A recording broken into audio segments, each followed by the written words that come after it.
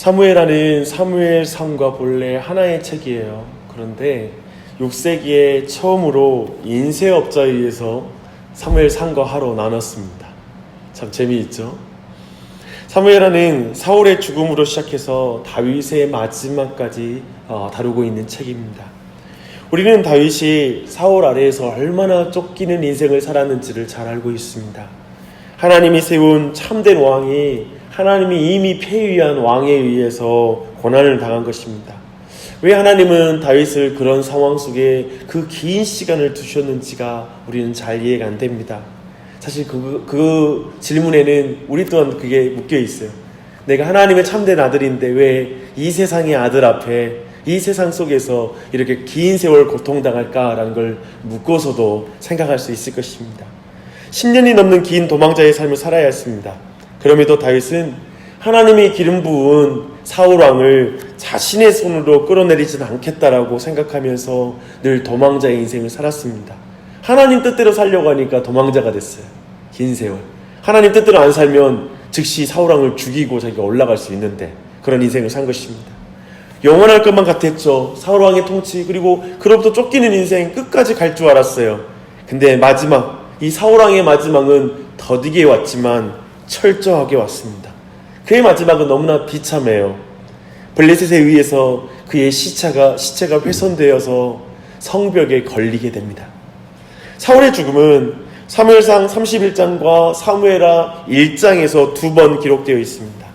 31장이 참된 역사를 기록하고 있다면 이제 사무엘하 1장은 아말렉 소년에 의해서 전달되는 조금은 거짓된 내용이 담겨져 있습니다.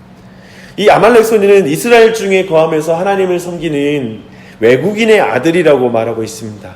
그의 거짓된 보고의 내용과 그 신분은 매우 의심스러워요. 뭔가 의도가 다분히 숨겨져 있습니다. 그는 분명히 긴 시간 동안 사울의 손에 고통을 당했던 다윗에게 사울의 죽음의 소식을 알리면 그가 기뻐할 것이고, 또 사울이 분명히 죽었다는 것을 자신이 확인해주면 아마도 상을 내리지 않을까 생각하면서 왕관과 그리고 왕의 팔찌를 가지고 왔습니다. 그런데 다윗은 이 여호와의 기름 부은 자를 죽인 것을 제 몫으로 그 아말렉 청년을 사형에 처합니다. 우리는 사울과 요나단의 이 죽음에 보이는 다윗의 마음을 이해할 수 없는 감정으로 보게 돼요. 그 이후로 이어진 내용을 보면 긴 시간 자신의 인생을 고통스럽게 만든 사울의 죽음 앞에 그는 옷을 찢고 또 울면서 금식하면서 애곡합니다. 그는 사울이라는 용맹스러운 지도자를 잃은 슬픔과 형과 같은 또 사랑스러운 친구였던 그 요나단을 잃은 슬픔을 노래합니다. 그는 자신의 원수였기 때문에 과거 정권의 모든 공적을 부정하는 것이 아니라, 그래서 그것으로 말미암아 새로운 그런 세력으로 자신이 들어서는 게 정당한 권력이다, 정당한 그런 어떤 왕으로서의 등극이다라고 알리는 것이 아닙니다. 그는 사울에 의해서 누렸던 평화와 안정에 대해서 칭송하고 그걸 인정하고 노래합니다. 또한 여인의 사랑보다 더하였던 요나단의 죽음을 깊이 애곡하고 있습니다. 이런 다윗의 모습은 제 개인적으로는 삼국지에서 사마이라는 그 인물을 보면서 되게 어떤 사람의 처세술, 고도의 처세술로 슬퍼하면서 사람들의 민심을 얻어가는 그런 모습들을 보는 입장에서는 아마도 이것이 어떤 고도의 어떤 처세술이 아니었는가라는 생각이 들 정도의 모습입니다. 왜냐하면 우리 모두 원수를 향해 극복하지 못하는 감정을 우리는 가지고 있기 때문에 그렇습니다. 우리가 다윗이라면 사울의 죽음을 기뻐하지는 않았더라도, 내색하지는 않았더라도 시원함을 느낄 것이라고 생각하기 때문에 그렇습니다. 우리라면 진심으로 울고 슬퍼하기는 힘들었을 것 같아요. 그런 전제를 가졌기 때문에 우리는 그런 식으로 해석이 되는 것입니다. 그런데 우리가 사무엘상에서 본 것처럼 다윗은 사울을 죽일 수 있는 두 번의 완벽한 기회가 있었어요. 그것을 이미 거절했기 때문에 지금 다윗의 슬픔의 진정성을 보여주는 증거가 사무엘상에 자세하게 기록되어 있습니다. 우리네 인생을 보십시오. 우리에게 고통을 안겨주는 인간관계들이 있어요. 그런 관계가 지속되면 사실 우리의 정서도 파괴가 되고요, 우리의 마음도 엉망이 되게 됩니다. 깨어진 관계는 사실 우리 자신을 가장 먼저 깨뜨려요. 원수가 생기면 제일 먼저 내가 그에게 안 갚음할 때 내가 이미 잔인한 사람이 되어 있습니다. 어떻게 다윗의 마음은 긴 도망자의 인생의 여정을 거치면서도 분노라는 감정에 일그러지지 않았을까요? 우리에게 고통을 안겨준 사람의 실패와 죽음 앞에 우리가 자연스럽게 가지는 그 감정을 왜 다윗은 갖지 않는 것일까요? 이것은 고통스러운 관계를 경험한 사람, 그리고 지금 어쩌면 마음 가운데 고통스러운 관계 때문에 분노하고 있는 사람들에게는 너무나 중요한 메시지입니다. 20절을 보면 다윗은 사울의 죽음으로 블레셋 사람이 하나님의 이름을 모욕하는 것이 두렵다라고 그는 그렇게 말해요. 뭐냐면 자신의 이름보다 하나님의 이름을 더 사랑하는 마음이 다윗에게 있는 거예요. 다윗은 인간관계에서 자신의 이름보다 하나님의 이름이 중요하게 개인적인 복수심을 품는 사람이 아닌 거예요. 또한 19절에 또 다른 단서가 있어요. 이스라엘아 너의 영광이 산 위에서 죽임을 당하여도다. 다윗은 그저 자신의 정치적 입장만을 고려하는 것이 아니라 하나님의 영광과 그 영예를 더 중요하게 생각하는 그 마음의 중심을 가진 거예요. 주목하십시오. 우리의 마음이 하나님의 영광과 교회에 두신 그 영예에 있다면 다윗처럼 마음을 지킬 수 있는 거예요. 근데 내 개인적으로 나를 모욕하는구나, 내 이름 더럽히는구나, 너가 나를 무시해? 라고 개인적인 관계로만 모든 관계를 생각하면 분노가 생기는 거예요. 분노라는 감정을 이길 수가 없는 거예요. 이게 굉장히 중요합니다. 우리가 교회든지 가정이든지 모든 영역에 우리는 갈등, 세상에 경험하는데 항상 이 중심을 잊어서는 안 될 것입니다. 이제 2장부터는 다윗이 이스라엘 전체의 왕이 되는 과정을 보여줍니다. 사울이 죽었지만 다윗이 바로 왕이 된 게 아니에요. 무려 7년이라는 세월이 걸려 다윗은 이스라엘 전체의 왕이 되는 것을 보게 됩니다. 이 기간에 이스라엘에 2명의 왕이 있었습니다. 사울과 함께 3명의 아들이 죽었지만 이스보셋이라는 아들이 또 있어요. 그는 아브넬이라는 군대 장관에 의해서 꼭두각시 왕이 됩니다.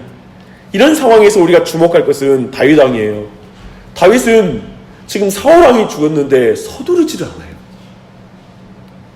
그는 하나님께 묻고 헤브론에 올라갑니다.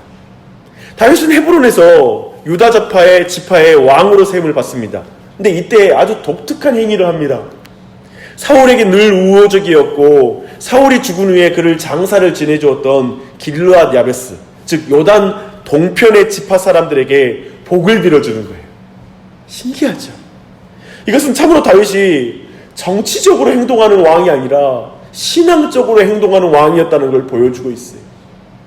이것이 왕으로 첫 번째 그가 행한 일이에요. 성경에 여기 기록된 첫 메시지가 원수와 같은 사울을 어쩌면 장사 지내줬던, 그래서 다윗이 유다의 왕이 되는 게 너무 두려운 사람들, 그래서 이제 보복을 당할 거라고 두려운 사람들에게 가장 먼저 손을 내밀고 그들에게 화해의 메시지, 아니 자신은 그런 마음 품고 있는 게 아니라 나는 너희들이 잘했다고 생각해 라는 메시지를 주는 거예요. 그럼에도 유다 지파를 제외한 대부분의 지파는 여전히 이스보셋을 왕으로 섬깁니다. 아브넬은 다윗과 내전을 이제 치르게 돼요. 모든 내전은 최악이죠.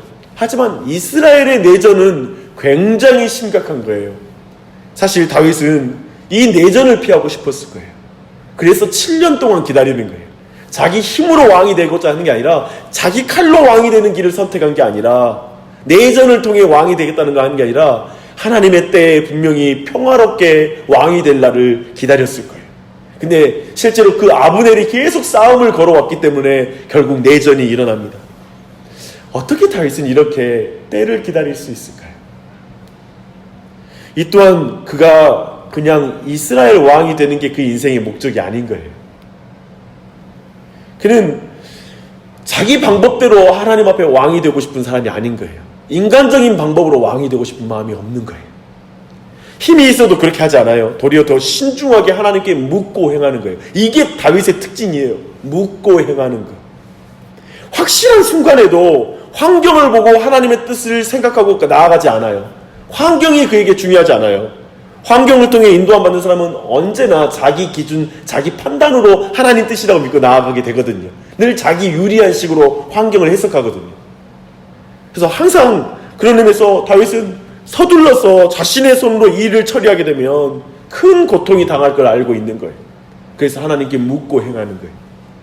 바보 같지만 하나님께 묻고 하나님의 때를 기다려야 됩니다. 하나님께 묻고 행하는 것이 가장 중요해요. 그것이 성도가 성령의 인도함을 받는다는 뜻입니다.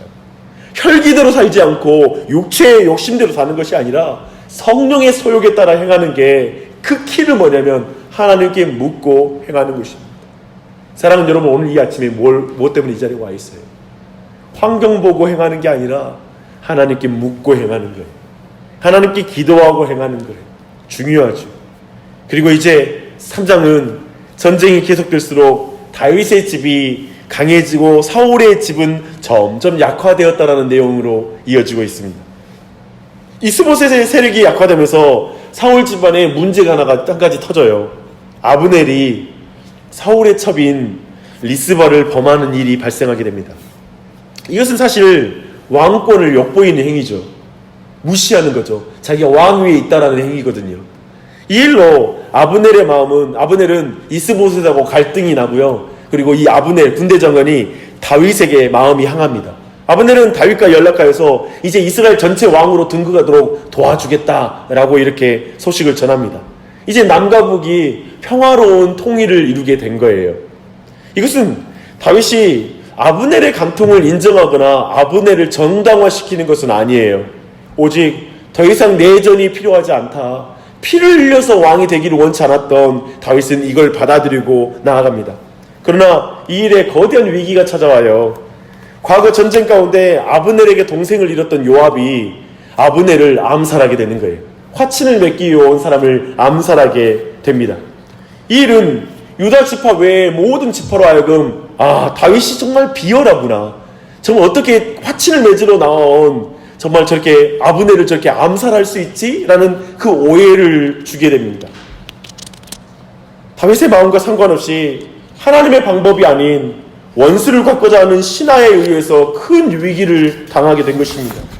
이 세상이 하나님의 뜻을 가진 다윗 왕과 같은 마음으로만 이 세상이 진행되는 게 아니에요. 온갖 정치적 야심과 못된 죄된 본성, 그리고 주군이 왕위에 오를 수만 있다면 수단과 방법을 가리지 않는 그 신하가 옆에서 그 일을 저지르는 거예요. 다윗은 아브넬을 위하여 애가를 부름으로 다시 이스라엘 전체의 마음을 돌리는 것으로 3장의 내용이 마무리됩니다. 이렇게 보면 3장의 내용은 다윗과 요압을 대조해서 보여주고 있어요. 사실 1장부터 3장까지 모든 내용을 이 다윗과 요압이 지금 대조해서 보여줍니다. 요압은 개인적인 원수심에 사로잡혀서 마음이 망가진 사람이에요. 그리고 하나님께 묻고 기도하는 게 아니라 직접 피를 흘리고 사람을 죽이는 사람이에요. 그러나 다윗은 할 수만 있다면 피를 흘리기를 원치 않아요. 그 마음이 원수가 있어도 그 마음의 원수의 미움으로 그가 마음이 망가지지 않았어요. 그리고 도리어 하나님께 기도하며 나아가는 사람이에요. 원수로 말하면 다윗처럼 많은 원수를 맺을 인생이 없잖아요. 정말 많은 인생을 원수로 맺었을 거예요. 그리고 요압은 직접 원수를 갚는 자예요. 다윗은 직접 원수를 갚지 않아요. 요압은 내면이 복수심으로 파괴된 사람이지만 다윗은 그렇지 않아요. 다윗이 원수 갚는 일과 피 흘리기를 피함으로써 결국 얻게 되는 것은 백성의 마음입니다. 하나님의 인정입니다. 망가지지 않는 마음, 순전한 마음은 하나님만 아시는 것이 아니라 결국 사람들도 아는 거예요. 근데 그 세월이 7년이에요. 여러분, 누구와 7년 동안 화해하기 위해서 살아본 적이 있어요? 긴 세월 모함을 당하고 오해를 당하고 그런 갈등 속에서 여러분 마음을 지키면서 가는 게 얼마나 힘든지 우리도 알잖아요. 그러면서도 하나님께 기도하고 하나님을 인정하고 때를 기다리고 그리고 그걸 모든 걸 평화롭게 하고자 하는 이 긴 과정을 살아낸 이 다윗의 모습은 우리에게 많은 교훈을 줍니다. 이 시간 우리에게 이렇게 기도하시길, 우리 자신의 이익과 손해, 명예와 권세가 아니라 오직 하나님의 영광과 영예를 생각함으로 원수와 대적 앞에서 마음이 망가지지 않기를 기도하십시다. 그리고 나를 통해 하나님의 뜻이 이루어지도록 간구하십시다. 하나님보다 앞서 우리의 힘으로 하나님의 뜻을 이루려고 하지 마십시다. 오직 모든 순간에 하나님의 인도하심을 구하고 하나님께 묻고 행하기를 원한다고 이 시간 기도하며 나아가실게요. 상황을 보고 판단하는 게 아니라 하나님의 말씀에 정확한 인도하심을 받도록 함께 간구하십시다. 망가진 내면으로 원수가 없는 요압의 인생이 아니라 늘 하나님께 묻고 나아감으로 다윗의 인생 살기를 원합니다 라고 간구하고, 그러한 나의 자녀들 되게 해주십시오, 그러한 우리 교회가 되게 해주십시오 라고 우리 각자 그렇게 기도하는 이 아침이 되길 바랍니다.